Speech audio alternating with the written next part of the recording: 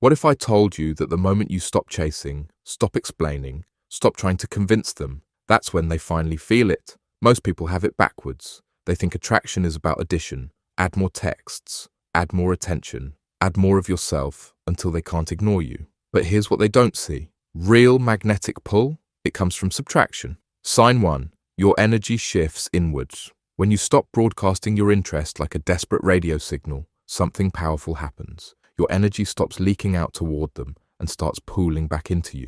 You're not thinking about their last text. You're not wondering what they're doing right now. You're not crafting the perfect response in your head while you're supposed to be living your life. Instead, you're present, focused. Your attention becomes a resource you actually control again. People feel this shift immediately. They sense when someone's energy isn't wrapped around them like a noose. And paradoxically, that's when they start reaching for it. Sign 2. Silence becomes your secret weapon. Here's what most people don't understand about silence. It's not empty space, it's potential energy. When you don't fill every pause with words, every gap with messages, every moment with your presence, you create something rare in today's world. Mystery. Their mind starts working. Where did you go? What are you thinking? Why aren't you reacting the way you used to?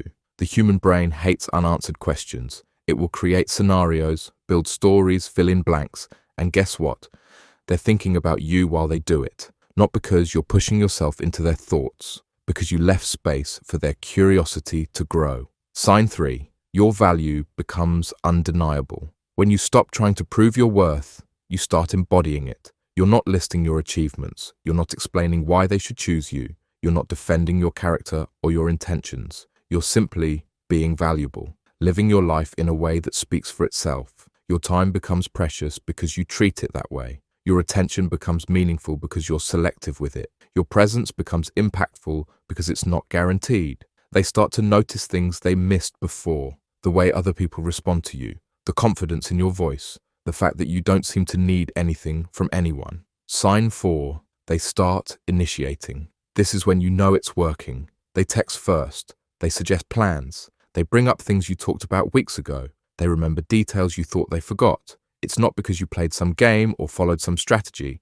It's because you gave them space to miss you, space to wonder, space to choose you instead of feeling chosen. When someone reaches for you from their own desire rather than your pursuit, that connection hits different. It has weight. It has authenticity. They're not responding to your energy anymore. They're responding to their own. Sign 5. The dynamic flips suddenly. You're not the one hoping for their attention. They're hoping for yours. You're not wondering if they're interested. They're showing you they are. You're not trying to impress them. They're trying to impress you. This isn't about power games or manipulation. This is about natural human psychology. People value what they work for. They treasure what they earn. They respect what they can't easily obtain.